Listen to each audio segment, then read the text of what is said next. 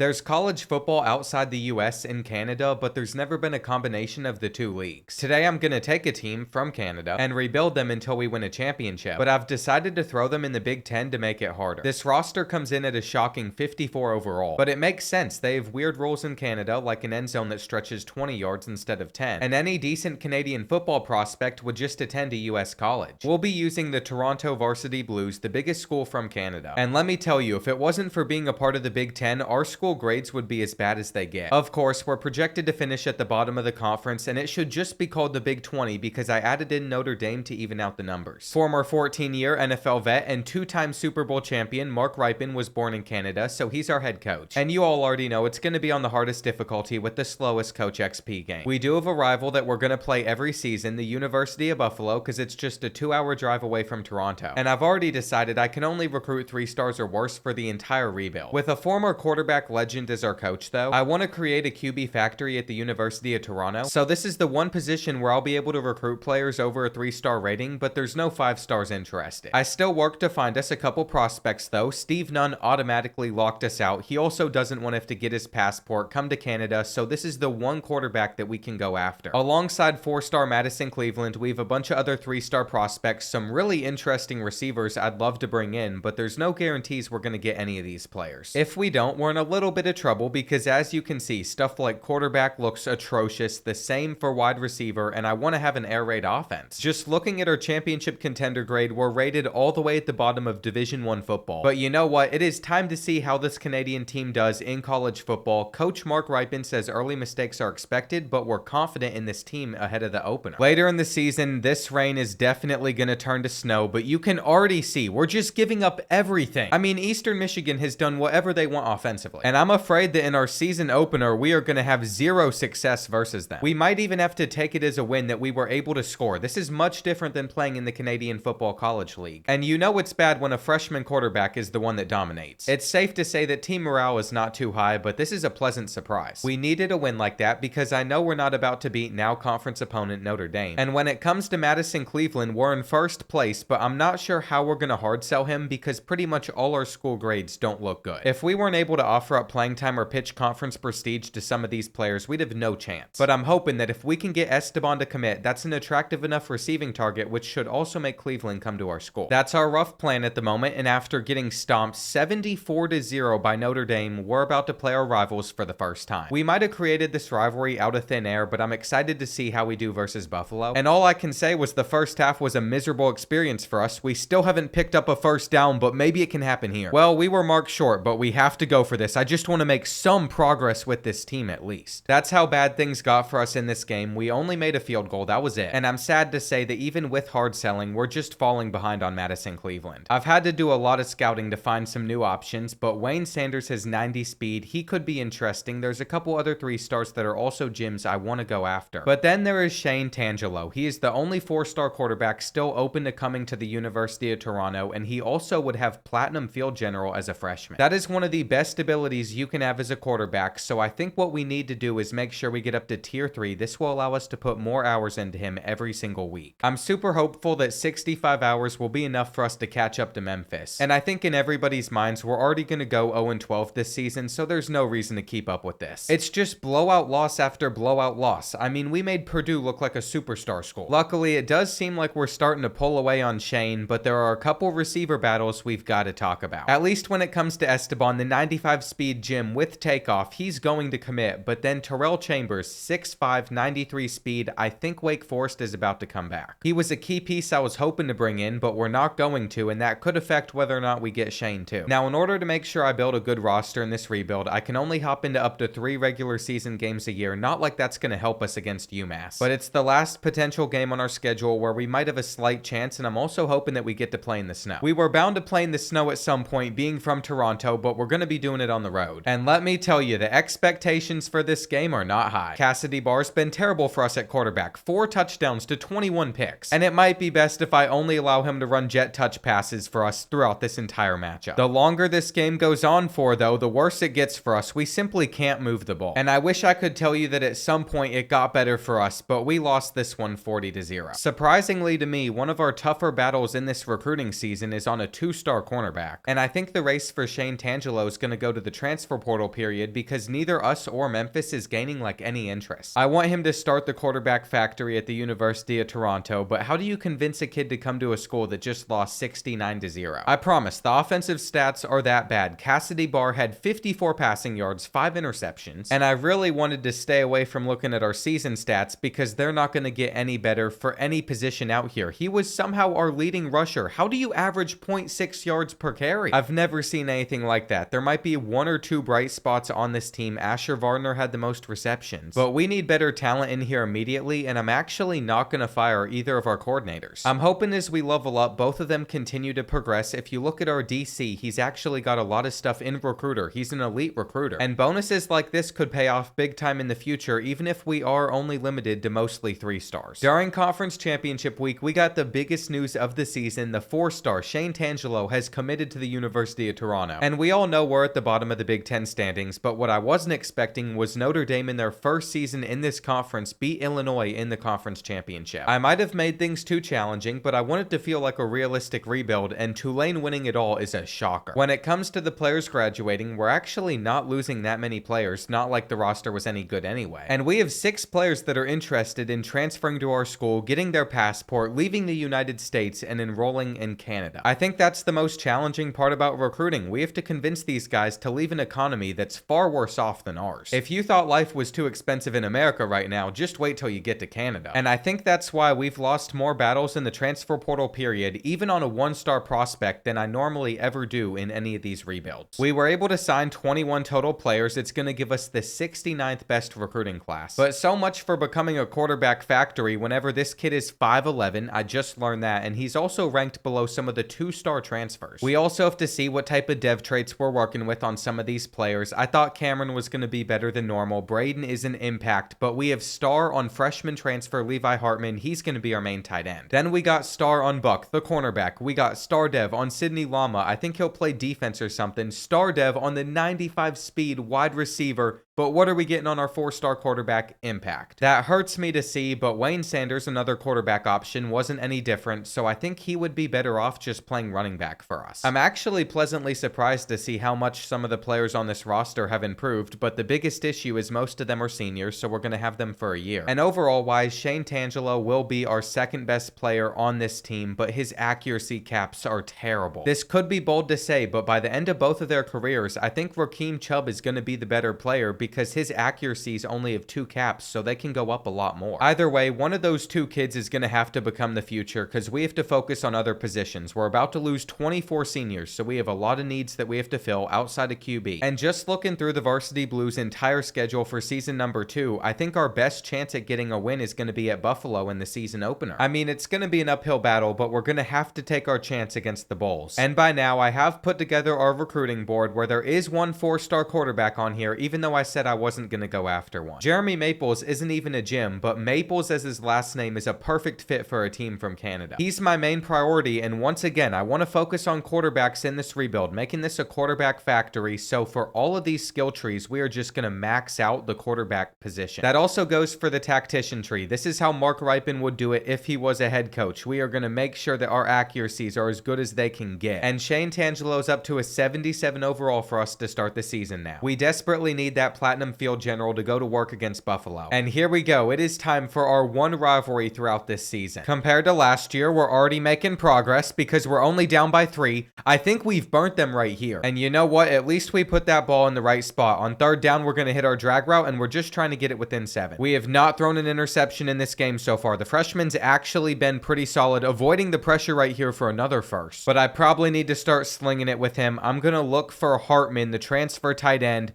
We're going to be patient. And that pass could have been picked. I want University of Toronto fans to have some hope for this team going forward. And now there's 17 seconds left on the clock. Man-to-man coverage where we are going to miss. But Taylor apparently got in the way even though the ball was well off target. This is the drive we've been waiting all game for.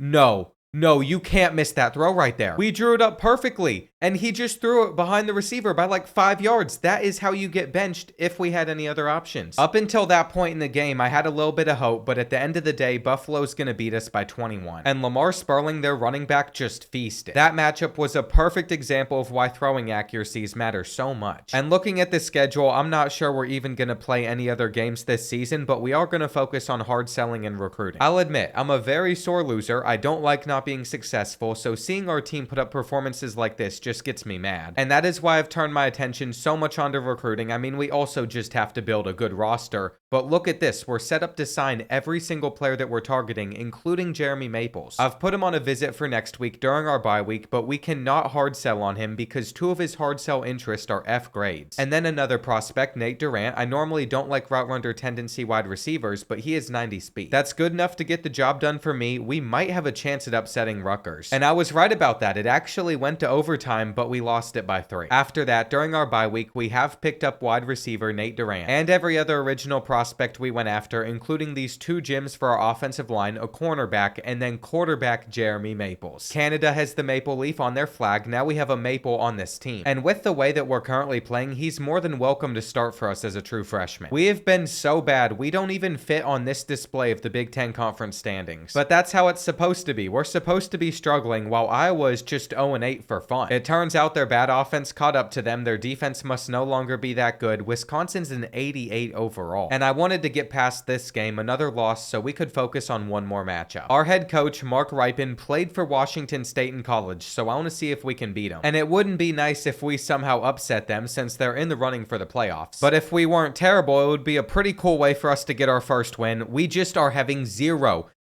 success. It is only going to get worse from here. Can we at least knock this kid over? All I have to say is our team overall has lied to us. We are not anything above a 70. We aren't anything above a 60. And I'm surprised he only had 3 touchdowns after they scored 77 points. I feel like it's pretty understandable why we're struggling to finish out on some of these 3-stars, getting them to commit, but we can schedule them for visits and just hope that they don't care about the result. We're going to go 0-12 2 years in a row. We still haven't gotten a win since coming over from Canada. And let me just remind you that a lot of these players near the top of our roster are seniors. Even though we missed out on signing this gym-free safety, I think we're going to get better. Even guys like Chris Witt at receiver are going to help. And he was actually close by in Michigan with his 94 speed. I do think it's pretty funny though that Iowa also went 0-12. I'm not sure how they had this disastrous of a season. We've definitely taken some steps forward at the quarterback position. We threw for twice as many yards. The interception to touchdown ratio wasn't as bad. And instead of averaging 0.6 yards per carry, Wayne Sanders, the freshman, was able to get 3.6. At receiver, I can't say any of these numbers are too great, but freshman receiver Esteban Laguda was our leading target. And after committing, I think Chris Witt could be up there next season. As you can see though, scrolling down this board, we've started to fill it up with 1 and 2 stars that will choose our program. They might not be good enough to make us contenders, but at the moment, all we want to do is win our first game. I just have to hope we don't take a step back losing all these seniors. I mean, I'd say most of these guys were starters for us. We're losing our transfer running back, Braden Nicholson. He was supposed to be our backup. And I can't necessarily search through the portal too much for a replacement because there's only 4 players considering our school. Even if they're only 1-year rentals, I think both Dontrell Bennett and Jake Biggs would definitely help us. But unfortunately, our school grades weren't good enough to hard sell for both of them, and you know we're struggling when once again we have lost out on a 1-star player. It was a bigger recruiting class than last year's, and it also had more players in it, but I can't say it's necessarily better because 2 of our top 7 players are just going to be playing for our special teams. We have transfers in here that aren't great, and Jeremy Maples might not even see the field. That's because his dev trait is only impact, but if I scroll down, you're going to see that Chris Witt is a star dev as a receiver, and then Nate Durant is our first elite dev 3-star player. We also have a little bit of hope on our offensive line and at corner with Ben Hope. And I thought Jake Biggs was going to come in as a senior receiver, but he's actually only a junior. Right before we get to training results, I am going to go down this motivator tab and max out receiver because this is another position that's going to support our quarterbacks. And I might just completely disregard everything else besides offense in this video because I want to be able to put more weekly hours into those positions too. Now at the end of next season, we might need to fire our coordinators. We're going to have to take a good look at them, see if they're actually progressing the way that we want. But if we start winning games, then maybe they can stick around. We're up to a 75 overall, and this team looks so much better already. There's only 6 seniors on this roster as well, and only 8 juniors, so even if we struggle over the next 2 years, theoretically we should be getting better each season. Now we still haven't had any chance at getting a 5-star quarterback to come in, attempt his shot at developing through our program, but I think we can find a couple more 4-stars again. And after scouting all the ones that are available to us, I think we're going to have to go after the athlete, but we still have to make sure he plays quarterback if we recruit a 4-star. Maybe later on in his career, we can move him to another position if it's not working out here, but we still need the depth. And whether or not Jeremy Maples can get his accuracies up high determines whether or not he's going to start for us, but he's pretty much already capped out. If you compare how accurate he is to Shane Tangelo as well, he's also a little bit worse off, so we're just going to be rolling with Shane again. And there's one target on our roster that is so much better than everybody else. We knew that Esteban was going to be a star when we recruited him. He still has so much room to grow as a player as well. And I'm extremely hopeful that at some point throughout this season, we're going to be able to get our first win at the D1 level. If the year starts to go south on the field though, you know that we'll just focus up on recruiting. I could only find one 3-star gym for us to go after, but I think Lorenzo Newson's going to be worth it. It's really not that exciting of a class. I was hoping for some better prospects. We're going to sim against Rutgers. And we've lost this game 35-7 after it was a 3-point game last year. We are now on a 25-game losing streak with Toronto, but it could change against Buffalo. As the home team, this seemed like an important one to play. We're going to score a touchdown here, and as long as we can keep it close, I'm going to be happy. The problem, though, is every time that we score, they seem to respond. I thought we got that ball out. And this is a big 3rd and 9 using field general. I know where the pressure's coming from. We just have to catch this ball. If their lead becomes any larger, we're going to be falling behind by 3 possessions. That's terrible defense. And I've simply just had to accept we're probably not going to take down our rivals in this game. I think we have a touchdown, though. Never mind. This man magically somehow saw the ball there and then grabbed it without even looking at it. And that would be so much more frustrating if we weren't already losing by 18 points. I figured that even if we scored, we weren't coming back. And for whatever reason, I've scheduled Kentucky, which is not good news because my favorite team's a 90 overall and number 6 in the country. For them to actually be this dominant, I'd probably do some terrible things. But I might finally have some good news as Tremaine Corbin finished a game with 5 sacks. That made me think we were going to pick up a win, but we lost to UCLA by 1 point. And unfortunately, after also having a close matchup versus the Hoosiers, the losses just keep on getting worse. It's becoming a tradition that I have to actually go into the conference standings. And Iowa is not sitting down here at the bottom with us this season. Northwestern is at least, but I saw something that threw me off. The team we almost beat, UCLA, is undefeated in Big Ten play. I feel like we're a bit more competitive this season, so we might as well take another shot at Washington State. Before that though, just a little bit of an update on recruiting. We have won every single one of these battles, including for 4-star Marquez Bags. And the rest of the players we're going after, we don't have the hours to also scout, but we should be able to secure them. Now it's time to see if we can do better against Washington State than we did last year. And here's the thing, even if we don't pull off the upset, this is a huge improvement. We lost 77-0. I'm playing it pretty aggressively though. We're going to go for it on this 4th down. That is going to be dropped. And missing out on points on that drive could come back to be the reason we don't win. We ended up holding them to a field goal there, but we're still down by 14 with 2 minutes left. And this is where we have got to start moving it down the field. I'm not sure these checkdowns are going to do much. One thing I haven't necessarily tried too much of is some deep balls to our fastest receiver. I mean, if he can dust this kid, that would definitely help out. Laguda holds on, and a little inside zone to Sanders could make this a 1-possession game. Wayne has let us down in that situation though. I'm gonna throw it to him instantly instead. And here we go. We're starting to make a little bit of progress. I'm literally gonna run the same play back. I want to see if we can get this 2-point conversion. And we have just put the pressure on Washington State to make sure they get the first down.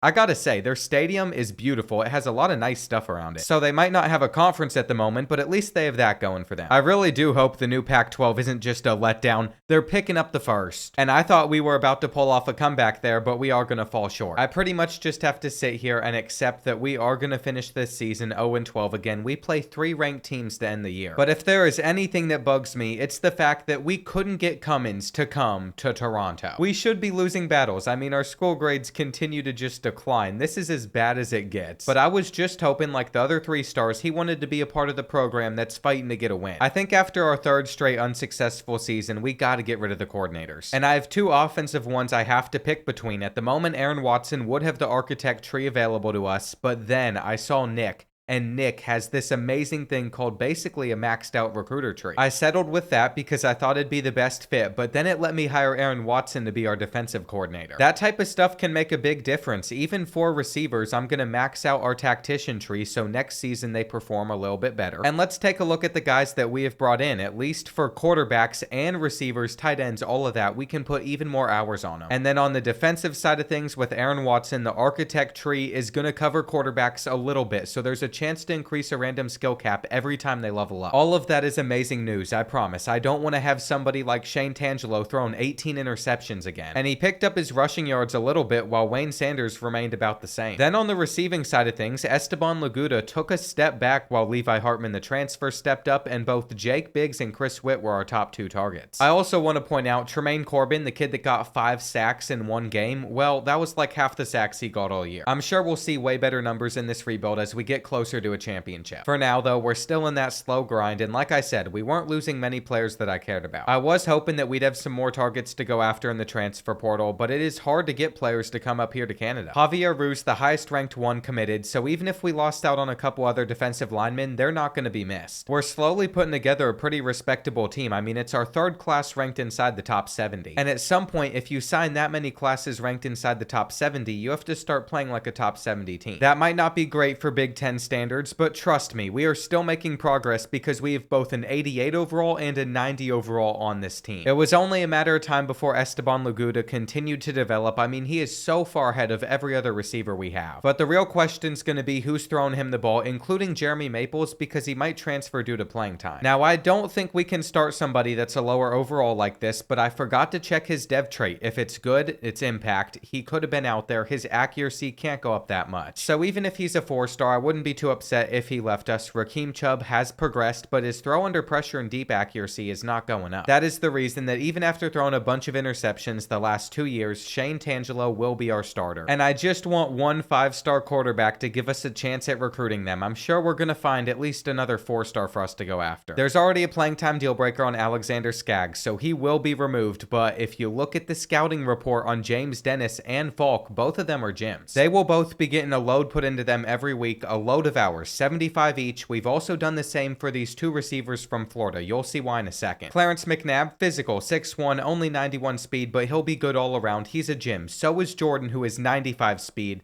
And there's also some other good players I like on our board. I think it's going to be challenging to convince them to come up to Canada from Florida, but we'll see. We play Washington State to open up the year. And then after that, we have Army coming up. I think that's a very winnable game, along with the one at Buffalo, too. Now, I was not about to get my heart broke 3 seasons in a row. I've just accepted until they come to our place, we're not going to beat them. But a win here feels a little bit more attainable. We basically have America versus Canada in this matchup. We are on a 37-game losing streak. It has got to end right here. It's our best chance. With 2 minutes left, it's tied. And I know they're probably running this on 3rd and 2. We're going to pinch our defensive line. It's play action. I've been faked out, and it's a bad pass. The Toronto Maple Leafs, or whatever this team is, actually has a shot at beating Army right here. I want to get our first win with them. The punt return is okay. And I have just checked. We are the Varsity Blues. That is the team name. I'm going to take our drag right here to our fastest receiver. I can't get around him. Predetermined reads are not helping out this roster at all. Tangelo trying to run, scrambling for the first. But he is marked 3 yards short. We're just going to hand this one off, and I got stuck. At this point, I don't care what the smart call is. I'm going to throw our drag.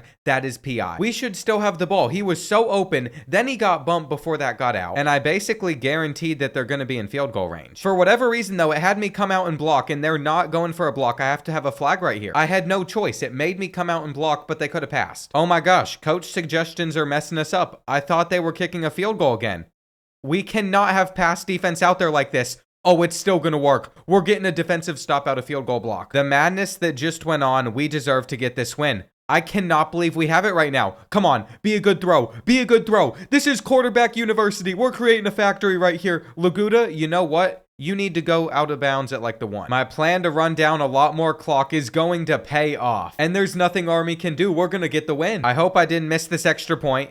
That's bad. But they refuse to come out in anything other than flex bone due to their playbook, so I think we're going to be all right. 10 seconds left now, just throw it away. It should not be as much of a struggle as it's been to get this first win right here. I mean, I'm not sure what their plan is, but I think coach suggestions are out to get us because it had us come out in non-prevent on this final play and they're just throwing this up right here. Come on, make sure they don't catch it. That is all that we needed. The Toronto Varsity Blues have won their first game of American college football. It might have taken them 4 seasons, but that does not matter. As much as I want to say we're a quarterback factory, though, Wayne Sanders won player of the game. And at the moment, I don't think we're producing any NFL talent at that position, but one of these 2 players could change it. Even if we lost to Maryland by 2 points to open up Big Ten play, things are starting to come together. And I have the utmost confidence that we can also beat our rivals for the first time. This is our opportunity to really make a statement. And this first drive is going pretty well so far. We're using a little bit of trickery to hopefully fool them. Durant hits the outside and he scores the opening touchdown. They might have responded back, but it's just the fact that we are actually competing against the Bulls. Third down run is going to be short, and the aggressiveness is going to lead to us staying on the field. We're going to hit Caraway, and Caraway goes to the 8. This team is going to exceed expectations this year. I can tell you that for sure. We got lasers. Even without either of our left tackles and our star receiver, Esteban Lagudo, we are doing well. I wish he'd come back from a dislocated ankle, but it has not stopped Shane Tangelo from having the best game in his career, and he has never moved like this before. If Wayne Sanders can punch this in, we're going to be up by 21 points in the 4th quarter, and by now I feel pretty confident saying goodbye to all them. We can wave, we can celebrate. We have finally beaten Buffalo, driving 2 hours down the road just to embarrass our rivals. And what we have done is we've pretty much locked up all these offensive players that we wanted to add to our team, including both of the 4-star quarterbacks. Now, I kind of ignored team needs for a second just because I wanted to build that out, but we can build up an offensive line. We can get some defenders in here. And I've set out to build up this offensive line just like I wanted to with these next group of players. You can see a full 5 players there. Then we're going to start working on other positions. So we're moving in the right direction. Plus, throughout Sim, we actually took down USC. Now, we have 3 ranked teams left on the schedule, so I don't think we're going to make it to a bowl. But after simming against Indiana, there is a chance we pull it off if we get lucky. I don't think the Fighting Illini are going to be our 5th win. They're a top 10 team. But you never know if Nate Durant's winning Big Ten Offensive Player of the Week. We have been blessed. We actually won this game 38-34, and now we have to pick which of these final 2 we hop into outside of the Purdue one. They're both on the road, but we have to think which of these are we going to have our best shot at actually winning. I might have to go for Wisconsin. They're currently 1-5 in conference play. They're not even on this standings list. And could you imagine if this team went from winless to bowl eligible in 1 season? That is what we are fighting for at the moment. We got to get this ball out over to Wayne Sanders, and he's experiencing immense wear and tear. I think we're going to have a touchdown, though. It's caught. We had a great start to this game, but the longer it goes on for, the more I'm starting to get worried. We got to throw up some jump balls. A tight end's always going to win that mismatch. We're still pushing it down the field.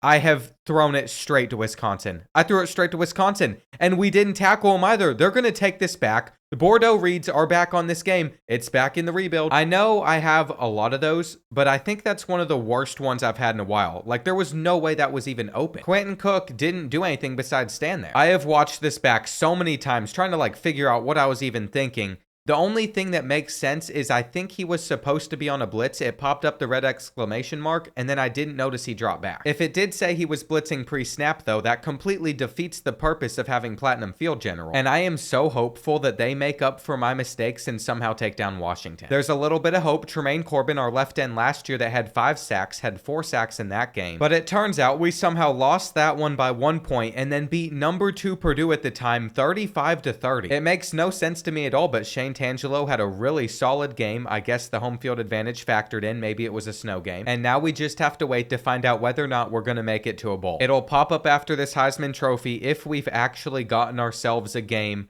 And we're going to have to play Tennessee, number 13. They just missed out on the playoffs, and they thought that was a good first bowl opponent for us. Of course, we're going to play this one, but I can tell you about how this game's probably about to go. And either way, it is just remarkable we're even at this point after last season. Well, I know there's not too much time left, but we do find ourselves only down by 7 points. We got to make a tackle. And the reason that's so important is if we get them off the field on this third down, we have a chance. We have gotten the ball back with about 35 seconds left. We're trying to return this right here with Laguda. He goes to the 40. And this is all I could have asked for, an opportunity to actually beat Tennessee, to actually win this bowl game. I'm not sure how we didn't catch that ball, but the Platinum Field General tells me this is cover 1. So I'm going to wait. I'm going to throw it towards the sideline, and that didn't look like cover 1. Apparently, you can get faked out with the Field General. It was actually cover 2. And I thought that was only an online play. Now, it showed me that those guys could blitz. I was nervous before this snap, and clearly Steve Tangelo was as well. But we have a touchdown. What are they doing? Now, everybody in this stadium knows we're going for the 2-point conversion. We have to try and take down Tennessee right here.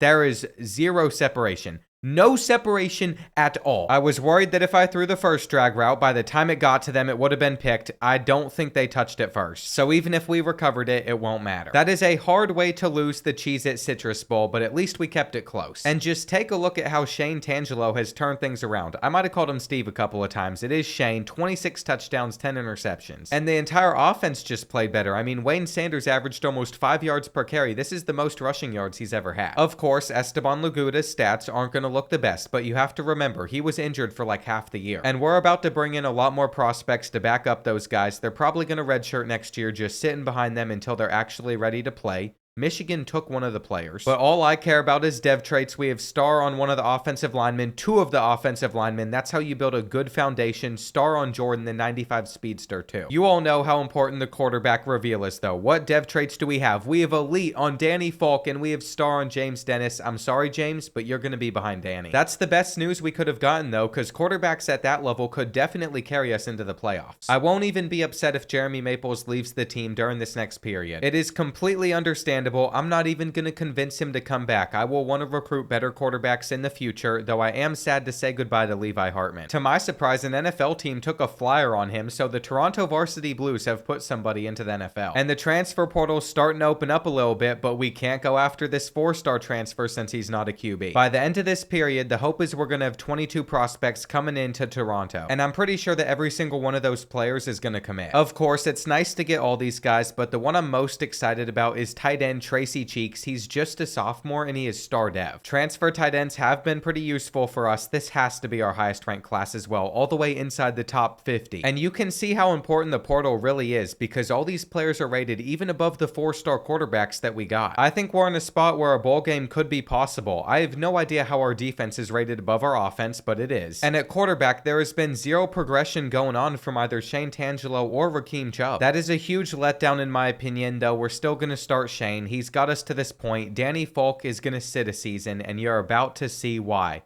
His skill caps have zero in accuracy. By the time he's a senior, I'll have no excuses if he misses a pass because he's going to be basically perfect. I also have to go through and redshirt some players like Tracy Cheeks. If he's not going to be a starter, I'd rather have an extra year with him. Last season was all about building up our offense, so now we don't have very many team needs, but now it's going to be about building up our defense and still trying to find a couple QBs. I just can't help myself, especially when we have a chance to sign a 5-star for the first time, but that'll be the only one I go after. It's just important that we cover some certain positions every single year. You're going to see some defensive gyms on our board, also a couple of offensive gyms. Besides that, it'll be all defense though. And to open up the regular season, we'd have to play at Cincinnati, so I think I'm going to sim it. We don't necessarily have any easy wins on our schedule, but I am looking ahead to that Washington State game. We get to host them this year, so I want to take them down. It looks like to open up the season, Cincinnati did beat us by 5, but that doesn't surprise me, and Indiana's just an 81 overall, so I think we can beat them. It's just the fact that it's another super tight loss that bugs me. We could be 2-0, instead we're 0-2. And I can't believe I'm saying this, but in like week 3, JJ Griggs has already committed. We're also in the lead for 5-star Brian Levine. I'm gonna go ahead and schedule him for a visit against Washington State. That's the first one we're playing. And I can't say I'm surprised that Ruse has a chance to transfer again. We got him out of the portal, so he's probably gonna go back in for more money. I did notice our overall drop though, and that's because we're missing Buck, our best cornerback, and also Nate Durant. Both of them are injured. Nate Durant's out for the rest of his career basically. 25 weeks in this game should only be half a year, but because it counts 1 week every time you advance, he'll probably not be healthy until mid-senior year. And that was the kid with the most potential on Toronto. Hang on, I can redshirt him. I feel like a genius right now. He didn't even play in a single game yet. He's gonna have 2 more seasons with us still. We have also been able to bounce back. We beat Notre Dame by 1 point, 42-41, and that was with their quarterback having an almost perfect performance while ours threw 2 interceptions. Then we just edged out Buffalo 31-25. So going into this game against Washington State, there's a lot on the line because I have 4 players visiting. Sometimes I think I'm better off simming the games if I want to win, but other times I feel like I'm the difference maker. In this one at least, I think we're going to get to take an early lead. All we have to do is hit this throw. And going into halftime, this one could be 21-0. Man-to-man coverage, terrible placement. We still hold on. We did not deserve to get a touchdown right there. That's all I'll say. But the longer that this game went on for, the better that we played. We won 49-3, doing them how they did us. Shane Tangelo had his best performance yet, 7 passing touchdowns. And if you're a visiting quarterback back, seeing a performance like that, you have to commit, so we have signed our first 5-star. I've run into an issue though where it takes 50 hours to scout each defensive player, so I'm gonna have to go ahead and unlock tier 1 for all these positions. And with that, I can find gyms for us to go after. Now that we're on a 3-game winning streak, I feel pretty comfortable simming, even if UCLA's the higher overall. And after coming out on top 42-15, we might as well play at number 5 Michigan. I don't even think this team is overperforming at the moment. It's gonna be hard to get to the top of the Big Ten as it is. And I believe that this type of progression was deserved. We just have to continue to prove ourselves. It's too early into the season for this to be a snow game, but a few weeks later it might have been. And it's gonna be an uphill battle considering we're down by a lot in the 4th quarter, but they threw it straight at me. I'm not sure why he thought he could test my user. Now we're gonna go for throwing it up. Why not? We have the size advantage over there, and they almost knocked it out. Mike Drake has actually been so good for us this season, though. The kid is 6'5". He's about to snag this go route. And all we had to do was wait until we had a good senior quarterback to start having some success. Without him and Sanders, it's definitely gonna be a new look offense next year. The RPO is beautiful. But it literally took them 1 play to score, so now we're back down by 14. It popped up, it was cover 2 because of the field general, so we know that we can just go over to the sideline. But on the field, they said this wasn't a catch, and I don't know how. It's a good thing the refs made the right decision, overturning it. We just have to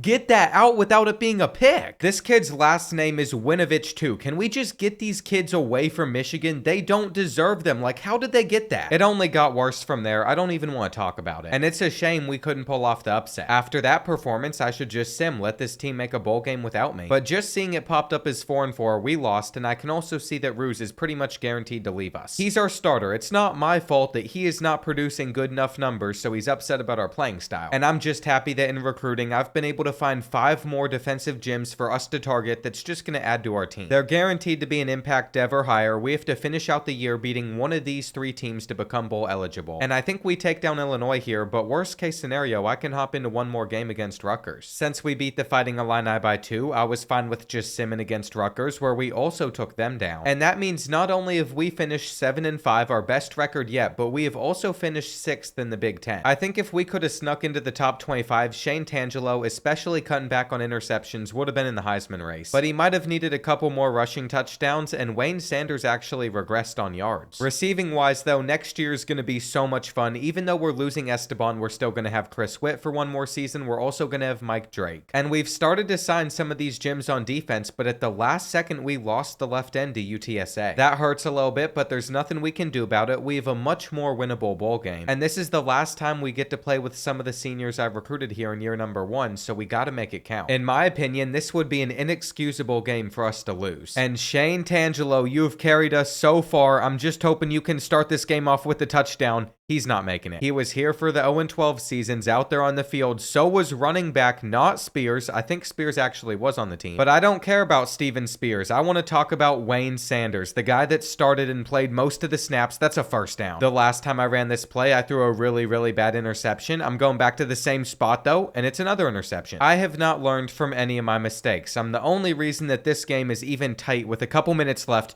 There's no way. I would have been so salty if we lost to Auburn off of that. I had someone open. I don't like that it's 3rd and 20. I'm gonna see if I can hit this throw though. Nope. This is not exactly the most ideal spot to be in.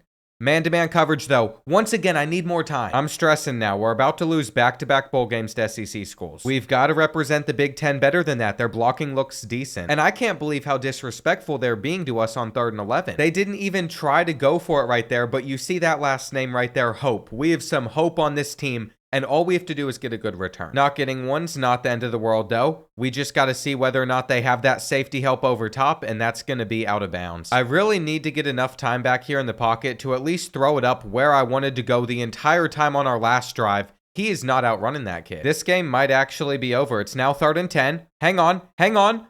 Wait. Drake. Go, Mike Drake. Mike Drake, all the way. Don't get caught right here. No way. No!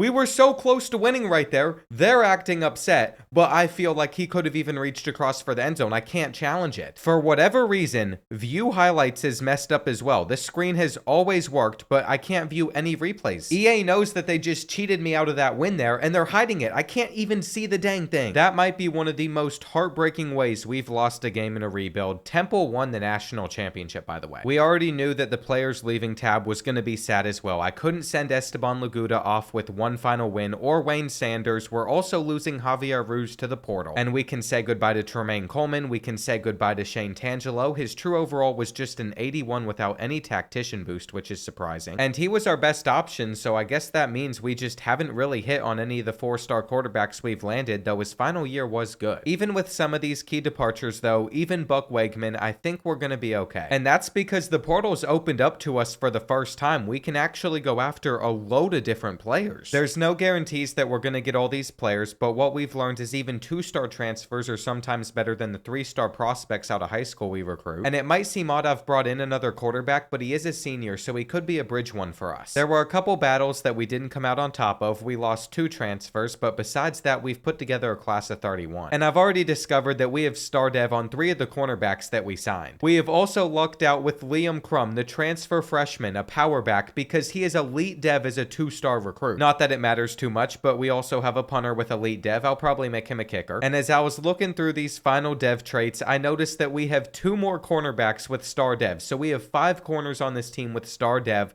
but the 5-star quarterback, Brian Levine, only has impact. That's a little bit of a letdown, but he starts off as a 79 overall. He probably has pretty good skill caps, and I just have to hope that Danny Falk jumps up a bunch during the offseason. It is time for the moment of truth. We are going to have an 84 overall team, so we're worse than last year, but we're also going to have to start Raheem Chubb most likely. I mean, I'm glad I redshirted Nate Durant. He's still going to be injured, but he's our best receiver by far. Just look at the drop-off from our top few players to everybody else. At the moment, Danny Falk is one of the worst overall quarterbacks that we have, besides the players we've brought in. I have to start Chubb. This has not been the quarterback factory I was thinking we would generate. We knew that his accuracies could get up higher. His throw under pressure still won't improve. And the kid's got like no abilities either, but we certainly can't cut him when trying to get this roster size down. I will say, after going through the whole team and getting it down to 87, I highly regret signing this transfer quarterback. He would not ever start for us. And I wanted to redshirt both these tight ends, but like I'm really struggling to find players we can encourage to transfer. I think we're going to have to rebuild up our offensive line because this is where I cut most of our players. And I've basically gotten to the point in the rebuild where I just over-recruit too much, so what we're going to do since we have 12 seniors is we're going to sign 12 3-star gyms. I don't think we need a quarterback for a while unless one of these 5-stars wants to consider our school. And I don't see how this season could go any better for us than we did last year, just seeing how many top teams are on our schedule, but I guess we'll find out. To be honest, I want to play some of the games later in the season, so we're probably going to sim through like the first half of the year. And that's because I want to get some more snow games under my belt. This is a good stat line from Mike Drake as well. It's not like he did that against Boston College. He did that against Buffalo where we won by 4. I think I can assume we're going to lose to Michigan. And it's ridiculous that on our schedule, we have 5 of the top 6 teams in the country we have to play. We've been set up for failure there, but at least with recruiting, we have 8 gyms that we're already targeting. We've signed a receiver. Another one could come in soon. The main focus though is going to be Jordan Lincoln Batch. We're in a tight battle with TCU for the 5-star gym. He has 94 throw power, a ton of abilities. He also is pretty accurate coming in as a freshman. But I almost think we're better off sending the house instead of hard selling because our school pitches just aren't that good, and I think we have to schedule him for a visit against Iowa. We get to face them after we find out what happens against number 6 Michigan. And I'm just glad that this game wasn't ugly. We only lost by 3. There might actually be something wrong with our schedule though. They've now become a top 25 team at 4-0. Then we have number 1 Notre Dame, number 3 Tennessee, number 2 USC, and Washington is coming off of a loss, but last week they were higher. In the span of like the next 5 games, we could easily become ineligible to make it to a bowl. And if we lose this game, it's my fault for making fun of Iowa for going 0-12 just a few seasons ago. But before we finish the rest of this video, a word from Prize Picks, today's video sponsor. We're about to get more amazing college football playoff games, and if you think you know sports, this is a great opportunity to predict player performances as you pick higher or lower on their projections. Prize Picks just came out with 1,000x entries. That's like $5 to 5,000, so you can test your luck with 6 demon picks, or you can do some smaller entries, which is what I prefer. Prize Picks is also now available in over 40 states, and I can get you a little bit of a head start on there, as Code Board will get you $50 instantly whenever you play with your first $5 plus lineup. But now it's time to resume the rest of this video. It does seem like we're going to score the first touchdown though. On 3rd and goal, we have our hitch route. We just got to catch it. And Durant's been a nice addition to have back in our lineup, even though he's super short. Even that though has not been enough against the Hawkeyes. At the moment, we're trailing trailing by 3 in the fourth quarter. And I might have to throw this bubble on 4th and 1, but there's a flag calling it back. There was no way it was against anyone else. I knew what it was going to be. And I'm not going to punt here. I'm not Kurt Signetti. I am not Mark Stoops. We just got to run for the first. That was pretty disappointing, but the bigger issue is we still have to get the Hawkeyes off the field again. And here we go. It's 3rd and 10. Of course, they're going to throw the ball. We just can't give up anything dumb. Where's our pressure? Okay, I don't know where he's throwing it. At least we were able to cover everybody. I'm sure they're going to hit this field goal, but a touchdown wins this game. We got to show them our chub, prove that we have an elite option here at quarterback. That first throw is great, and I'm a little bit tempted to just throw something up right here. Mike Drake, one-on-one coverage. He's going to come down with it. All right, we're making progress. Then on the other side of the field, Nate Durant in man-to-man coverage. So we're just going to keep on hoping for mismatches like that, and we're avoiding the defensive tackle as we run for the first. Now I think we have to start thinking a little bit more about the clock. Iowa's defensive line was not ready. But even if we're able to run this down a little bit, we can't necessarily score yet. They still have all 3 of their timeouts, so I'm being very patient. I think now would be an okay time to try and get in. But I completely missed that hole. Sometimes you go for the wrong one. There's no shame in that. Our drag gets blocked. And this has to be a joke. Why would you beam it at their heads? I'm starting to feel the pressure a little bit more. Maybe right here, I can throw it. We drop it. That ball was put around the defender as well. Perfect placement.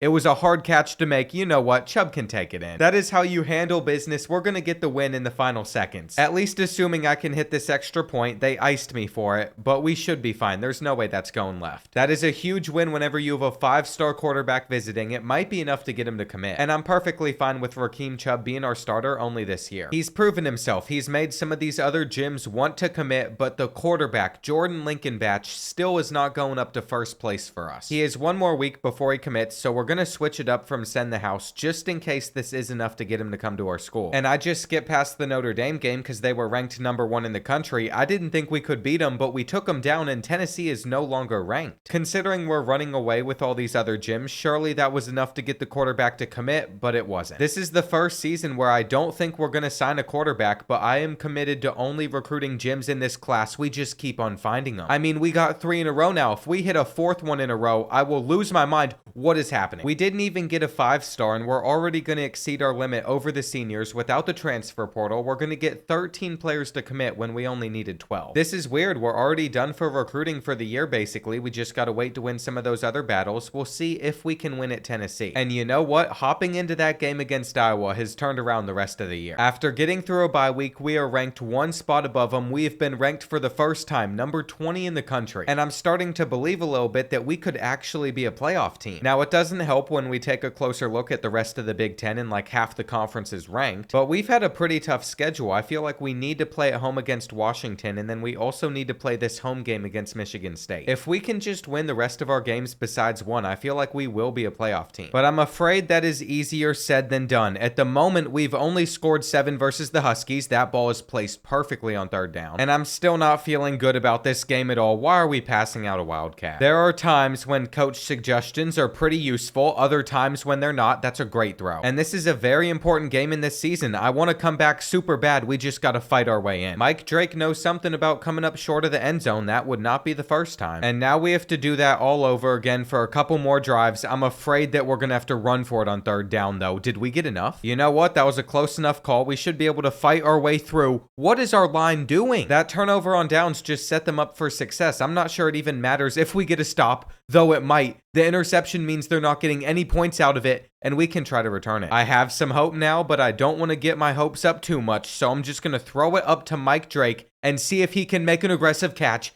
Did he have it? You know, that was a pretty good call. He actually had this in his hands, but it did get punched out at the end. And we might need to make an actual read on 3rd and 10, though. They got an instant pressure. We still get it out. This isn't necessarily our season and our chance at the playoff, but it is a good portion of it if we can't convert on 4th and 2, because then we can't lose the rest of the year. We fumbled that. Go out of bounds. What is happening? I mean, I probably should have slid. It was clear he was tired, but I'm also tired. I don't have the energy to get too upset at him. I just don't know where the player glitched around from. My neighbors love me. It can be 1 a.m. I can have some BS happen to me in the game. I'm not gonna scream. But that's because I don't have very high expectations for this team. I'm just happy that we're playing competitive football. I think the 3 straight 0-12 seasons have made me much more appreciative of even having a decent team, but these Texas schools are making it hard to get some of these gyms, so we might not sign them all. Since I have 45 coach points available, it might actually be beneficial if I go down in this linebackers tier and just get us all the way to always be recruiting. And you know what? Now that we have more coach points to spend, we should probably make our offensive line play a lot better. That is a key part in becoming a quarterback factory. We need our offensive line to be as elite as possible. We're going to be super close to maxing it out, but we are going to need 5 more coach points. And all of that is before we take on Rutgers after we lost 2 of our last 3 games. I'm kind of surprised we lost by that much to Wisconsin. We just need to win 1 more to be bowl eligible, though. I kind of want to play this one against Rutgers instead of facing Michigan State. And I want to play in a snow game so bad, I will reload this until we get one. Well, I can't believe I've spent the last 15 minutes sitting in silence for this, but I have had 0 success. I've had precipitation once.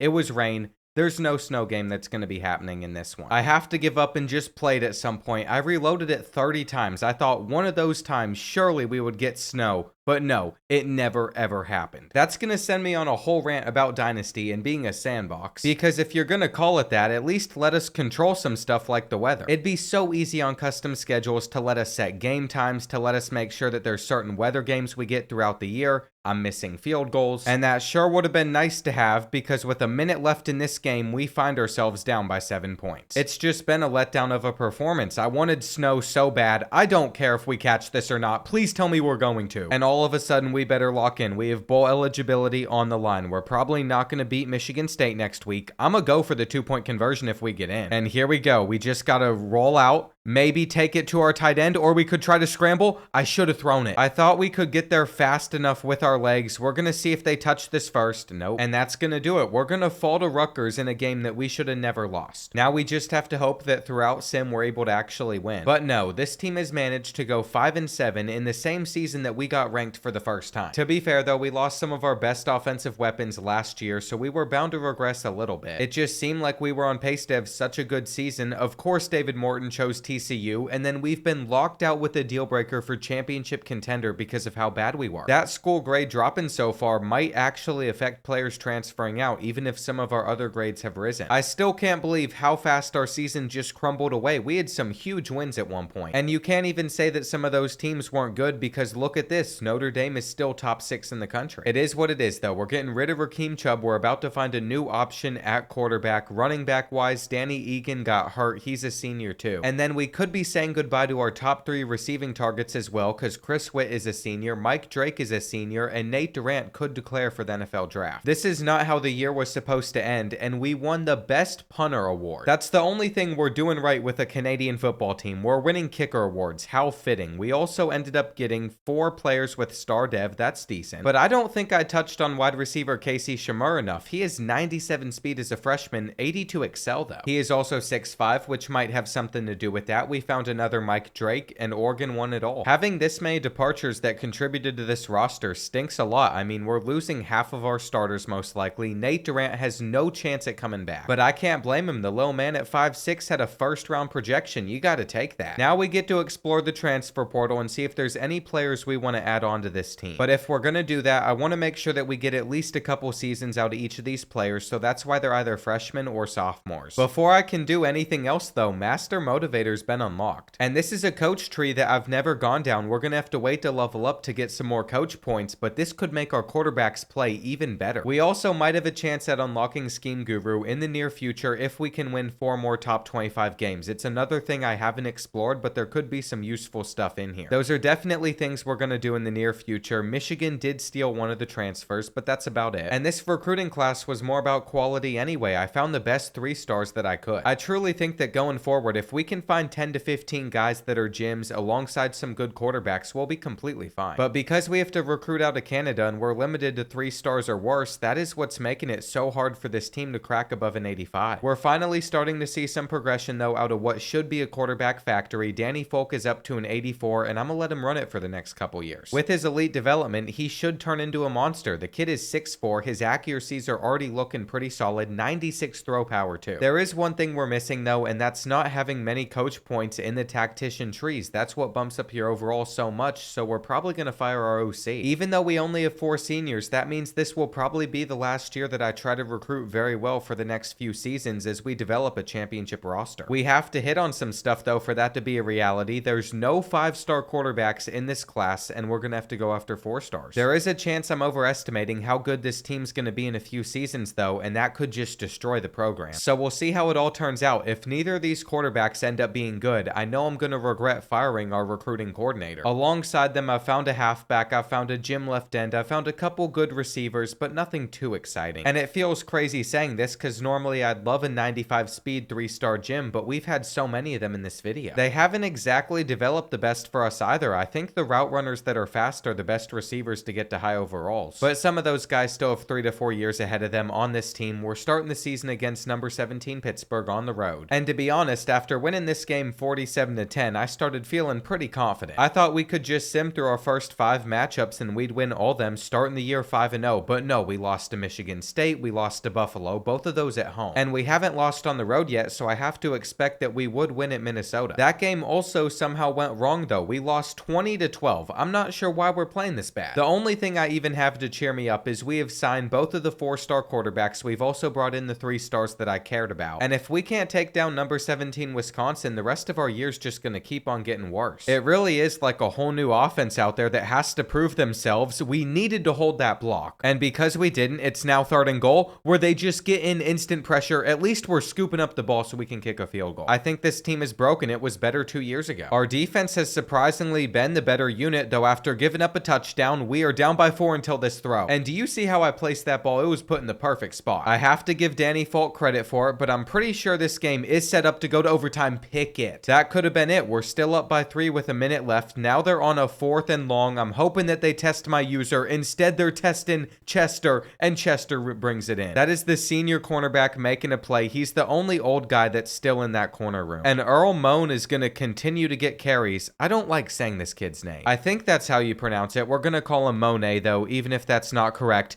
We have somebody beat. 3rd down, game over. Look at that. Danny Folk has led us to a win over a top 25 team. We needed those, actually. And I think we're just 2 more away from unlocking that extra tactician tree. In order to use this, we need to level up more so we have more coach points, but I still think there's stuff in here that would make a difference for a championship. It also feels like we have another winnable game versus a ranked opponent against USC. So we're going to play that one as well as we try to climb back up the Big Ten standings. With how large the conference is, I'm really hoping we have a season like Indiana's where we get an easy schedule. And then we can just have a cakewalk into the playoffs. I'm saying that because I'm filming this after they just lost to Notre Dame. But I think if you're a fan of the Hoosiers, you should still be really proud of the season you guys had, no matter what that result looked like it was going to be. You made it look a lot closer and more respectable at the end of the game, and nobody predicted you all to be in. I would still love to have a schedule as easy as that one in this dynasty, though. That way we don't have to play so many tough opponents, especially because there's been a lot of dumb things happening in this game, which is why it's even this close. Also, I think this is going to be my last video of 2024. It's being filmed so far in advance, like on the 21st, just had to look down at the date, because I will be out of town for a while for the holidays. I gotta prepare, record some content for you all. By now, though, I can say I hope you all got everything that you wanted for it. I hope you all had a good holidays all around. And through all my rambling on this game, we are 1 first down away from beating USC. No. We win this game right here if our receiver doesn't just run in front of the football and he doesn't even try to catch it. You all already saw we missed a pass on 4th and 2 that should have been the easiest completion in the world, and I think we're about to have an incompletion. I shouldn't have gone for that right there. I got frustrated. Now USC is able to move it down the field. And we have 55 seconds where our defense still has to hang on. Both of those zones are not covering those routes. Thankfully, I was able to get over to it in time. 4th and 6. We can't give up anything. Hit him hard. I know that kid is like an 85 overall. He should have made a play on that ball. Where are you going? Just taking a check down? That's fine. The clock is running. They're going to have to spike the ball. There's going to be 25 seconds. And this is the coverage that we're rocking at the moment. We'll see if they're able to do anything versus it. We should get a sack. How did he avoid that? No. We had a defender right there. He should have just picked it. He literally saw the ball coming in his direction and ran away from it for whatever reason. I am trying my hardest to make sure that this season is not another season where we miss out on a bowl game, but they are making it hard. And what are we supposed to do? We are dropping everything. All right. Got to stay in the pocket. Tight end's open. Make that throw. No, there's a flag. Okay, at least that's going to be against the Trojans. We have to get in field goal range. And I do think there's a chance that this route from Newson could get really open versus the defense, or we could go for the touchdown. I don't want to lose. We're going to lose. I thought we were going to score right there. I was about to start talking my talk. Instead, though, the USC cornerback got back to it. They're going to beat us by 3. And you know what? I'm tired. I'm ready to go to bed. So I'm just going to sim the rest of this season and see how we do. I mean, I've already taken care of our team needs in recruiting. I even made sure to get us a couple special teams players. And the entire year's been disappointing anyway. My personal expectation was we were going to finish 5-7. But no, we went 3-9. What is even happening in this rebuild? We all of a sudden started to get good after going 0-12, 0-12, 0-12, and now we're going to go back to 0-12. This can't be considered a quarterback factory. Danny Falk had decent stats, nothing good enough to get his overall up much more. I mean, he rushed for 0 touchdowns. And you know what the biggest problem probably is? Our receiving core is the worst it's been in like the last 4 years. I need our players to actually develop, and you know what? I've seen enough. Get out of here. There's no reason by like season 7 we should have players that still want to transfer. And Nick Hatchett is the only coordinator I even want, but there's a chance that he could go to Tulsa. At the end of the day, though, he made the right decision. It was coaching in the Big Ten or the American Conference. It's a no-brainer decision. Look at how many ranked teams we had, by the way. I didn't even want to look at the conference standings because I knew we'd be down here, but so is Iowa. I just can't believe how much this team has regressed, and there's another 9 players that might be at risk of transferring. This is terrible. I have never had anything like this happen, but we are having 7 players leave in season 7. This team's falling apart because we just had 1 player drafted in the 7th round. Forget the 1st round pick we had last year. And there are 2 players that would consider us in the transfer portal. I don't want neither of you. I've seen enough. We just signed the worst class in school history and we fired our recruiting coordinator, so now it's going to be a struggle to get more players in here. 4-star Kevin Homer has normal development for a 4-star, by the way, at least Bing had star. But scrolling through all these prospects, it was looking pretty rough until we found star dev on Andre North, the running back, and star dev on Logan Duck,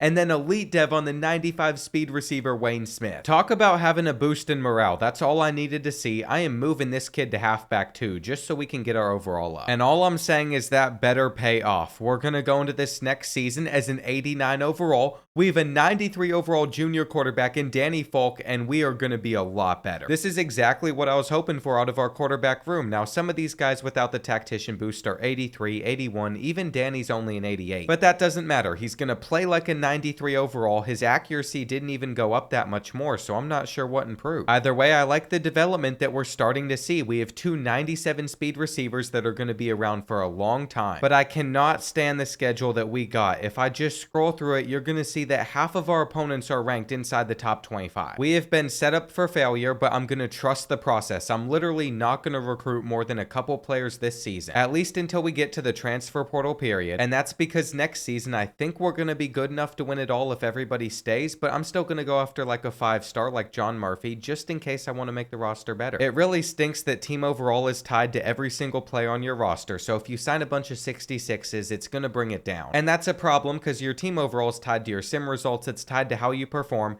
But let's talk about Casey Shermer. He is 97 speed. He's the 6'5 receiver, and championship contender is a deal breaker. Both that and pro potential could be a reason that players transfer, so we have to make sure that we get that up throughout the year. And that means that we can't afford to lose games like this one against Notre Dame, which I am going to play. It's just going to be tomorrow. Alright, it's time to take on Notre Dame. I was watching the playoffs, but SMU was getting blown out by Penn State. And I don't see how it could get any better for the Mustangs. I also don't think it could get any worse. Kevin Jennings is making far worse reads than I've ever made in a video, so with that in mind, if a D1 quarterback's doing it that's in the playoffs, I can do it too. Now, this hasn't exactly been the ideal start I wanted offensively. It's currently going to be 3-3. But that's because points have been so hard to come by. We're going to go for it on 4th and 1. Look at our 5'6 running back getting it done. I'd actually be better off just throwing it up to the 6'5 receiver. I want to give him a chance to come down with the ball. He's going to get it. And here we go, waiting for what coverage they have out there. I think we're going to have to hit our running back. We're still going to be short. This is actually a pretty big 3rd and goal. Man-to-man coverage is not going to stick. And Shermer simply is too much size for him to be contained like that. We're also playing very well defensively, which gives us the freedom to figure out our offense. And I think we're going to be able to take a 2-possession lead right here. We just got to keep completing our passes and holding on. On 3rd and 1, we are going to step up and just run because that sometimes goes well. Folk finds his way in, and this is how we need Toronto to play in Season 8. Of course, it's never that simple to get wins though. We still have to run out the rest of the clock versus the Irish, and that's because they'd score their first touchdown of the game against us. 8 more yards in 2 plays is definitely possible. We have a running back that is fast enough to get it, and for it being his first game at that position, Lorenzo Newson was amazing. I'm feeling a lot better about Simmon against Illinois now. They're just an 82. And not only did we take them down, but we won 38-14. Danny Folk came out through for 309 yards, 4 touchdowns. But we all know that we went 3-9 with him last year, so we can't necessarily get too excited yet. I'm still trying to land his potential future replacement, 5-star John Murphy, and his hard sell grades are perfect for us. I think we can also get away with having him on a visit versus Maryland in week 4. But unfortunately, even though we beat the Terrapins, who were ranked 16 at the time, we lost to Navy 27-7 the week before. That is going to land the commitment of the one player we're going after until the transfer portal. But I feel like I have to hop into more games like this one against number 4 Syracuse. It has been far from an ideal start versus the Orange, but we could still score before the end of this first half. And here we go, down on the goal line, 1st and goal now. The slant is open, it's secured. That is what happens whenever you have a target on your team like Casey Shermer, though we're going to have to go over to our flat route. And I think to start this 3rd quarter, we are going to get held to a field goal unless we force it into a window. I'm waiting, I'll be patient.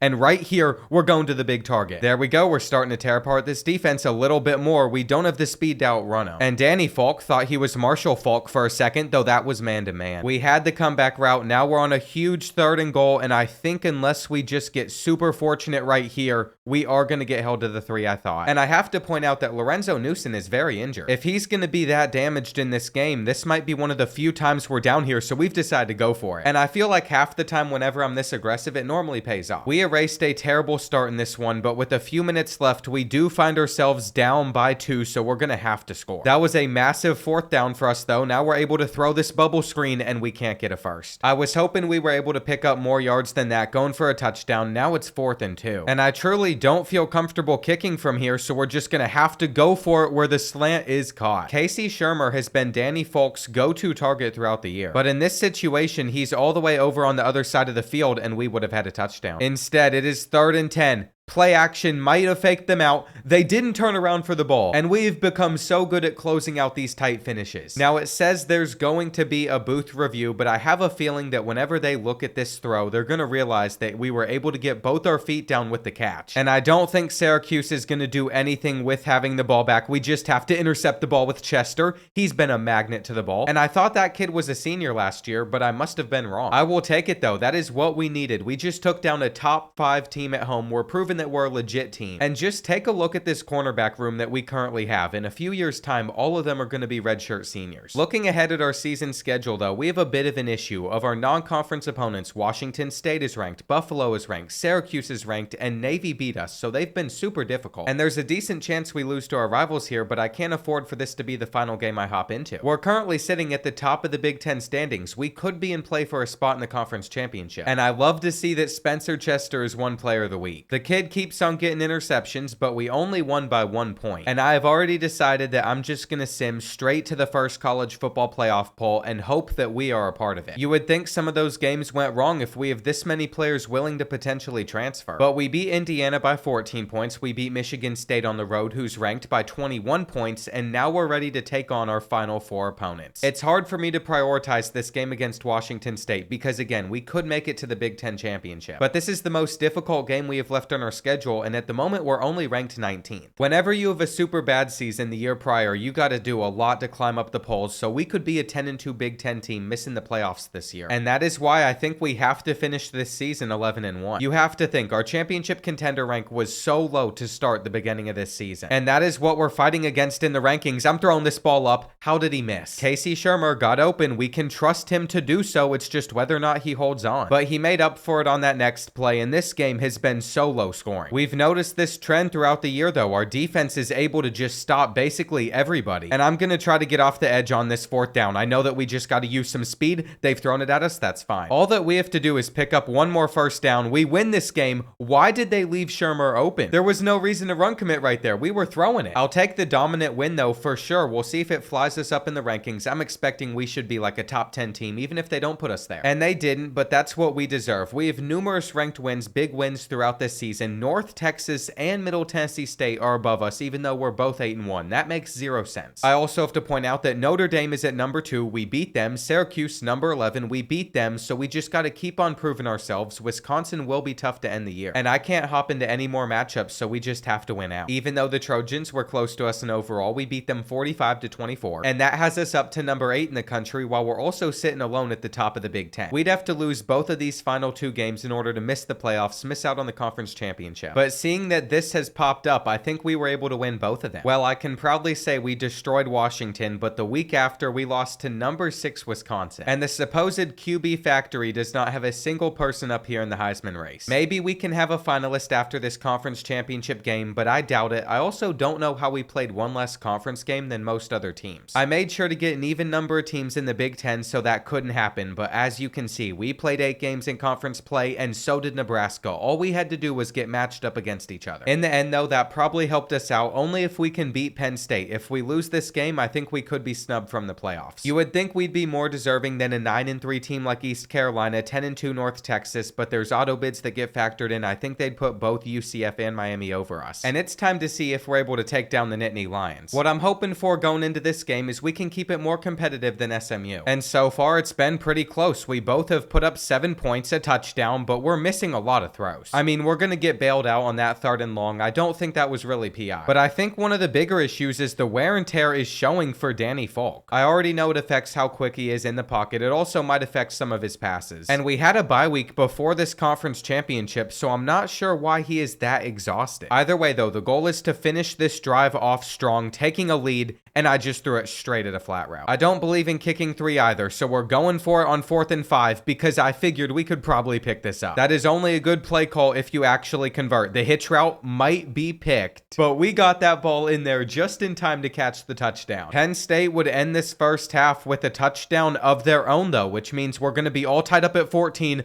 unless we can break that tackle and keep on going. Here we go. 21 seconds left in the half now. We have 1 timeout, so we can get in field goal range. Probably not going to get a touchdown. We just need some separation there, and instead, it's intercepted. I'm not sure what took them so long to hold on to that ball, but I feel cheated. I thought this kid had somehow dropped it and it hit the ground, but it turns out it was just struggling to show up. It was actually in his hand. So that was a mistake that we probably shouldn't have made, and that pass is also almost picked. We're trying to put it in these perfect spots, and it's just hard to make throws in those tight windows. And then Penn State will score a touchdown in like a few plays, which is one of the most demoralizing things in the world, so we're just going to go for one ourselves. We got to throw it up. If I see man-to-man coverage on him, I know we can take advantage of it. This might also be a touchdown. And we kept on scoring after that. This game really opened up, but we still have to hold on. I'm currently using a guy that was an athlete. He was a 6'5" player I thought would make for a good safety. My bad user right there, though, didn't think they'd cut across. And he might be a little bit too slow for this position, but my theory is he's going to be able to lurk some balls really well. Since Penn State's already in field goal range, we want to be able to hold them to a field goal as soon as possible to get this ball back. It is now 3rd and 4. They keep it on the ground, but they're going to pick it up. And they might just continue to run the rock from here, whether they score a touchdown or just get 3. This is actually worst case scenario for us, but we get the interception with the 6'5" safety. What did I say about him? I made up for my mistakes. Zach Reese has just put us into the college football playoffs, and all we have to do is take 1 knee. That was an electrifying game, a great ending as well. I cannot believe that we were able to hold on, but that wouldn't have even been possible if Danny Folk didn't get us so many points. In our first appearance in the conference championship, we've taken home the Big Ten trophy, and that's going to get us into the playoffs. But if you look at the field, you would notice that half of the teams in this are from the Big Ten if you count Notre Dame. If that was the SEC, that'd basically be a wet dream for some of their fans, but as you can see, not a single single team even got in for whatever reason. Anyway, it's time to look over what Danny Folk did this year. He threw for more touchdowns, but he also had more interceptions. I think he doubled that number. So that's not exactly ideal, and on the ground, Lorenzo Newsom was better than I thought he'd be. It is a little sad to see that our best receiver turned out to be a senior. He had most of the receiving touchdowns aside from Casey Shermer. But I still think next year's team is going to be way better than this one, and we've drawn TCU. Even though they're ranked a lot higher, they were the higher seed with the home field advantage. I'm surprised they beat Notre Dame. And it's looking like if we can come out on top of this one, we'd get to play Wisconsin in a rematch, but I never got to play them myself, so I'm kind of hoping for it. This game's on a neutral site, and it's in a dome, so there's no chance for snow. And you know, one thing I haven't tried too much of is throwing it up to some of our 97 speed receivers. That is why. After a throw like that, we automatically fell behind, but I still trust our team to go up for some of these balls. And it's pretty crucial we can pick up this 4th and 6 where we've beat their man-to-man coverage and Lasco's going to get us to the red zone. I know this team isn't really good enough to win it all at the moment because we've had like no blowouts, but that doesn't mean we aren't going to try. We've gotten into this situation for a reason. Catch that one. As accurate as Danny Folk is supposed to be, I mean, those throws have not been easy to bring in. And this TCU defense is locking up until we just threaded the needle. Now it's 3rd and goal. We should have had the touchdown right there. I'm going to run. We're going to throw it. Why did you stop? This is going to be such a terrible decision, but we're going straight back. I think we might be undefeated on 4th downs throughout this season, but you can just see that neither team has run the ball well, and we didn't even pass well. Now that we're going into the 4th quarter, it is time to step up. We want to get them off the field on this 3rd and long. They aren't going to get it, and there's a little bit of hope in the air. If we score, we can take the lead. Of course, we're going to need the touchdown first, though, and I felt like we had a mismatch right here. I'm not sure we actually have the speed to get it. It is so unfortunate how close we've been to getting some of these big plays. I mean, that ball is just underthrown, and after we had to punt it back to them, they were guaranteed to get at least a field goal. They're getting in pressure, though we have taken this halfback screen for a bit, and I'm just going to keep that in mind for this next snap. I already have my read in mind. It's not really a read, it's just throwing it up to our big 6'5" receiver, and that's how you catch a ball. Casey Shermer's showing the other guys how to get it done. They've actually punted it back to us on a 4th and inches. I thought they might go for it right there. And the spin from Reese is beautiful. This kid's also our kick returner. I normally don't return punts. I was just worried that they were going to fake it there. I don't see anything in this situation. And we might not even need to be throwing it. We should be trying to run it a little bit too because we can break a tackle and get a first. It did just dawn on me how much time is left in this game. I mean, we only need a field goal to take down TCU. But I'm pretty sure they'll start taking timeouts soon, so we need to get a first down right here, and we do. No matter what, I think we gotta crack the end zone. They're getting in pressure. And there was no chance on that play for Newsom. Now they're watching the slant pretty well. Dennis is out on the field. And how did I just notice that Danny Folk went out on that last drive, and it was James Dennis who threw up the big pass to Casey Shermer? I must be completely oblivious, though I think we have a runner in him. He can't get this throw out, and we're gonna have to trust our defense to beat the Horned Frogs. We also don't know how long Danny Folk is gonna be injured for. He dislocated his knee, and all I'm gonna say is TCU is making a lot more progress than I wanted them to. I can't stick with that route they're running. This is not good. There's still 25 seconds left in this game. Again, all that they need is a field goal, and I do want to control Reese, knowing that he is one of our better safeties. If they test us, that'd be beautiful. They have to throw it away again. All right, this is a tough situation to be in because I'm pretty sure they're going to have at least somebody to help them get the first down. But after spiking it, we'll see how much time is really remaining. They're wasting so much. I'm a little terrified to back off too much because they could have gone towards the sideline. Instead, they're actually going for the Hail Mary. This is it right here. Please do not give it up. We get the interception with Chester. None other than Chester. This kid is a magnet to the ball. We are going to move on to the semis. And it was a close call, but we're pretty good at finishing those. Like I predicted, we have gotten Wisconsin in the next round. But Danny Folk's out for 2 weeks, so he would miss the rest of the playoffs, even if we did miss the championship. And I'm not sure if that's the worst thing in the world. All I'm going to say is James Dennis came into the game and we started playing better. This kid has more abilities. His overall might not be able to compete, but he's also that scrambler archetype. The kid's basically been invisible ever since he came to Toronto behind Danny Folk, so now is his time to prove himself against this team that's just an 88. Of course it's a winnable game. We only lost to them by 3 in the regular season. I'm hoping that we can get our revenge and then we'd play either Miami or UCF in the championship. It's still a tough path to win it all though, and we got to keep on building this team up. We lost our offensive coordinator after 1 year of having him. I've been sitting here in silence for about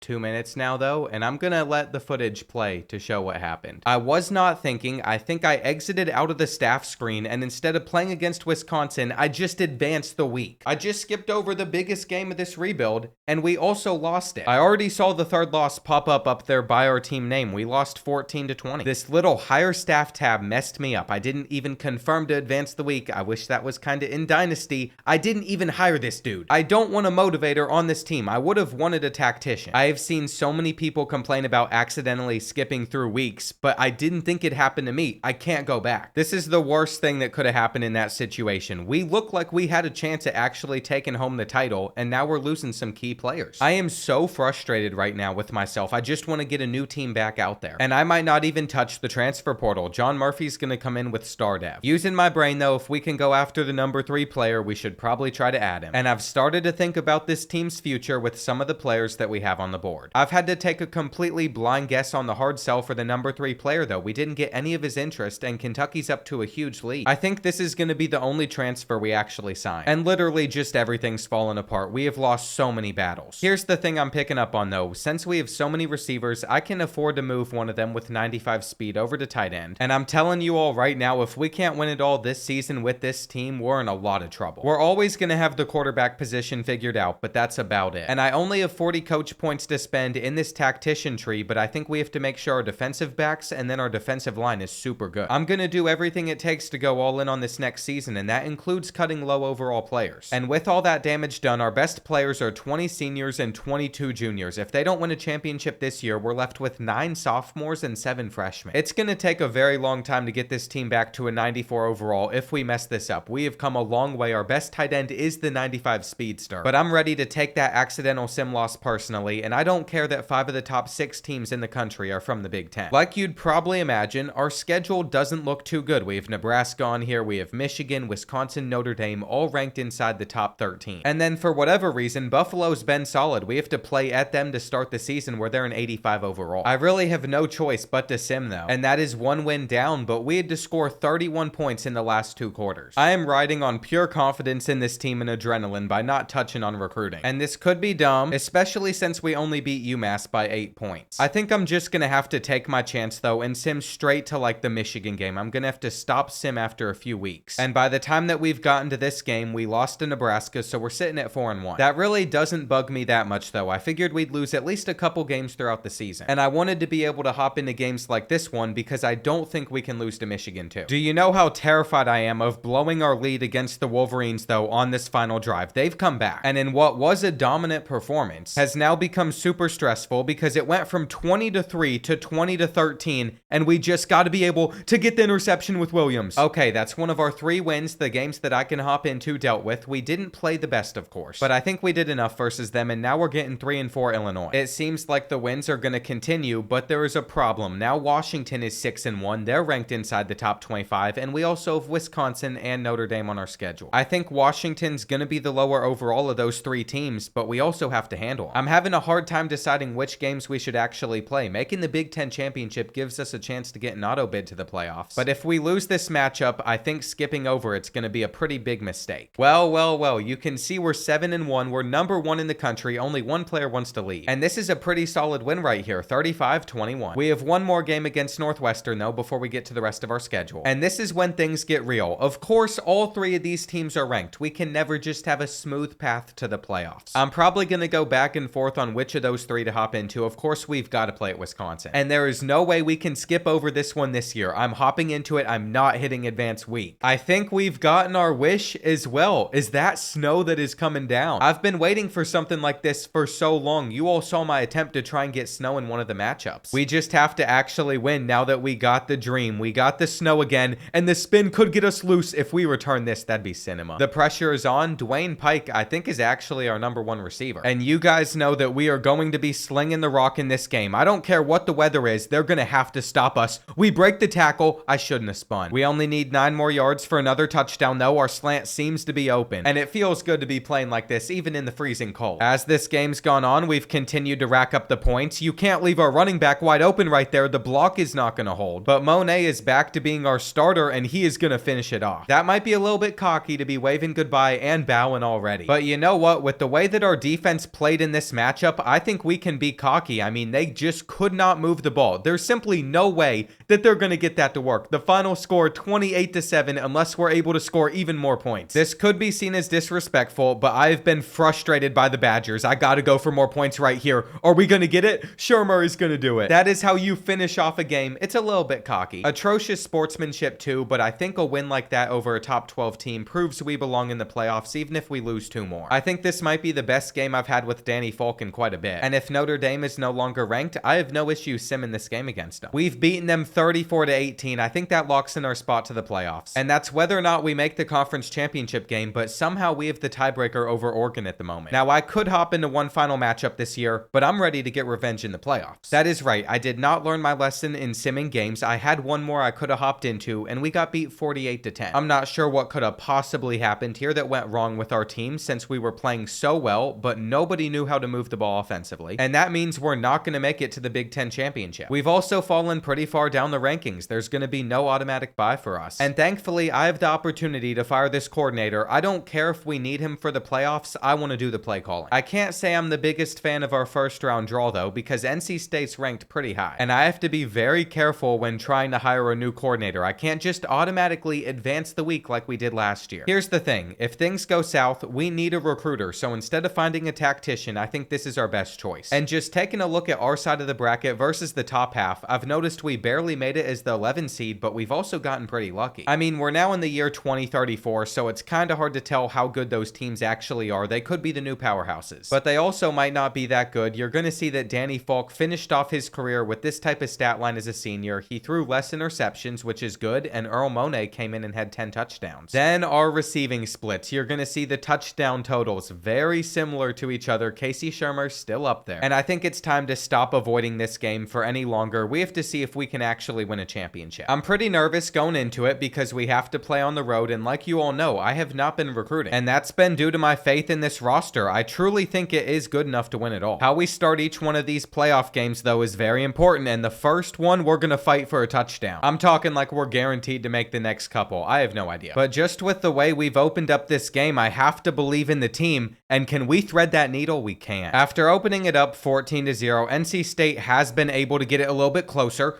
I thought we'd get the interception right there. I was trying to lurk them. And so even after some crazy stuff has happened like a safety, it seems like they're about to tie this one up. Come on. We're just going to send the house right here. They've decided to throw it. And there is certainly the pressure that we are crumbling against them right now. But you know what? We got to go for this aggressive catch. You can't stick with Shermer. I went super passive in this game. I tried to run the ball a little bit more, and that has simply not worked. But I don't understand how you let your quarterback get railed like that in the pocket. That is not acceptable. Lasco's able to get separation, and we're down to the 30. I think it's time that we start to chew the clock a little bit, see if we can run off any as we try to score. And now that it's already down to this before we're even close to the end zone, I think we have a real chance of running it all out until this play, because we've run all the way in. Monet was able to fight. He's going to hit the Heisman pose. But we have got to hold on defensively, and they're going to take their drag route here to make it a 3rd and short. I know they probably want to hand it off here. I was ready to stop the run. And this is a pretty big 3rd and 7. We have some hard flats out there. They're not really playing like it though. Good tackle. All right, we might have to be a little bit aggressive here. If they do hand it off, I'm in that gap. I'm gonna miss. They get the first. He's still standing. And they'd eventually end up scoring, but what they did is they left us a minute left on the clock to respond. Lots of PI going on. The game never calls it though whenever you want them to. They always call it on stuff that's super soft. And I'm not sure if he can even realistically survive a tackle like that. Bad pass. There is no way that I am going to put this game in the hands of our defense after they just gave up points. We're gonna hold on to it on 4th and 4. And that was such a bad decision. We should not have gone for it there, but I think it's gonna work out for us, except that's so underthrown. I cannot believe we're still in this game.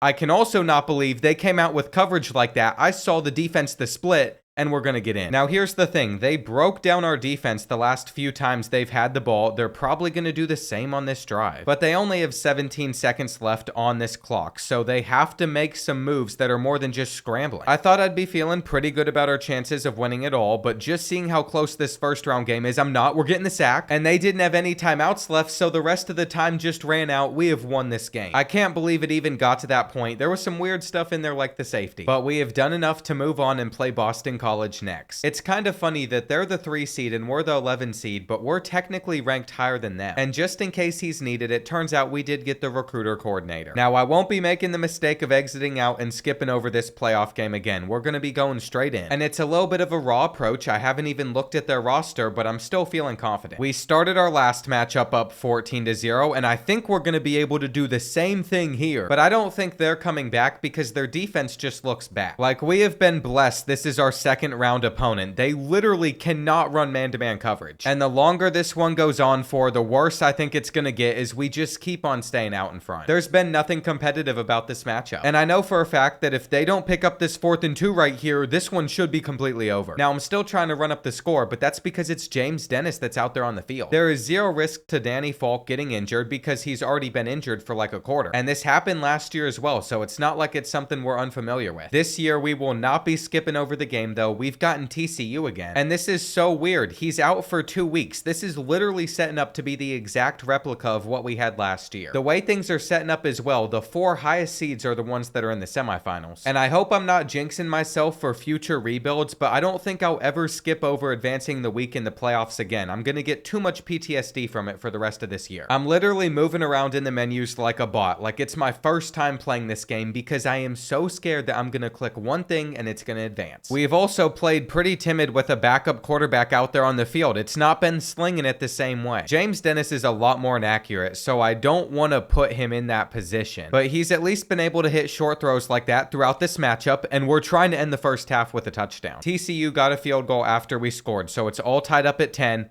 I might be able to just run this one in, actually. No one's stopping him. He is our best case scenario if you ever get stuck with a backup in the playoffs. And considering our defense is playing worse than it did during most of our games during the season, I'm glad we have him. They did come up big with that stop right there, though. We're about to take a safety. I can't get rid of it. There is now quite the threat that we could be collapsing in this game.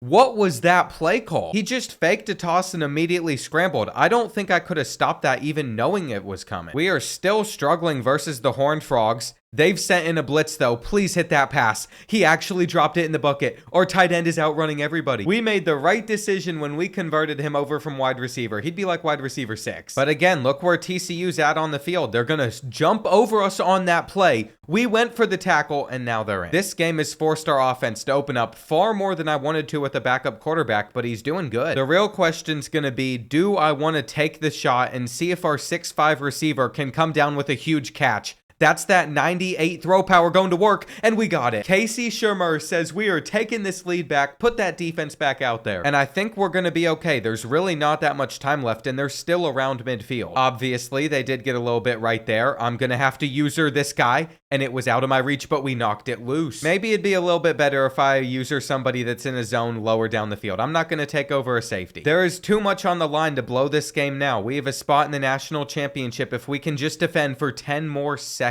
But they're out at the 10-yard line. If they get into the end zone right here, we could be in a lot of trouble. Come on, stop him short. We're good. We're good. It came down to the final play. A lot almost went wrong for us. But James Dennis did enough in the end, and so did our defense. Like expected, we're going to get Michigan in the national championship, but our path was so simple compared to what it could have been. And we've unlocked so many things in this rebuild, like strategist, scheme guru, master motivator, even talent developer, that we ended up not using because we only reached a level 24. The slowest coach XP setting has held us back a little bit, but there's no guarantees we win this game. Even with a backup, I am pretty confident. I feel like we shouldn't have lost the 2 matchups we did during Sim. And I built this team for moments like this, so they better pull through. This game's gone a little bit more like our Big Ten matchups, where teams just struggled to get points, bad pass after bad pass. And here on 4th and 8, I feel like we need to go for it. We got it out just in time, so we're down to the red zone. There we go. That's exactly what we needed right there. Once again, tight end catches it. And having Nyman at that position has been super fortunate for this team. There we go. He had 3 straight catches to give us the lead. But to start the 4th quarter, Michigan is in an interesting spot. I think they're already in field goal range, but they might not be. So it's important that we don't give up anything. We get the sack, and they're still trying to kick this. It's almost a 60-yarder, and I think they're about to actually drill it. It is what it is, though. You know that we're going to continue to target our tight end. He can literally win any matchup versus man-to-man. And here we go. Once again, we're actually going to put this somewhere else. The motion faked him out. Monet gets in. The Wolverines did themselves no favor favors either. They fumbled the kickoff, so now we're down at the 8, and that's so easy. This is what it's like to run away with a game. We ran commit on 4th and 2, and it's hard to believe that they were keeping this so close throughout this entire matchup. I'm gonna start throwing up some 50-50 balls for fun. We have a 6'5 receiver on one side of the field. We have a 6'5 receiver on the other side of the field, and we're about to have another touchdown too. At the end of the day, the Toronto Varsity Blues just wanted it more. Michigan's already won championships. This is their first. And with a final score of 28-9, just like some of these college football playoff games, it was a blowout. Believe it or not, it's just bound to happen no matter what, whether it's a traditional powerhouse or somebody that's new to the playoffs. And I'm sad seeing how many people are hating on SMU and Indiana right now because of how they lost. Like half of the games in the 4-team playoffs were blowouts. But let's talk about James Dennis. He just got this team a championship. He stepped up and saved me from having to do like another 5 years in this rebuild to get Toronto a championship. But it wasn't enough to get him drafted while Danny Folk went in the first round. That is going to do it for the final video of 2024 though. Let me know down in the comments what some of your New Year's resolutions are going to be for 2025. I know mine's going to be getting back into the gym more consistently, and if you made it this far, you might as well watch another video of mine.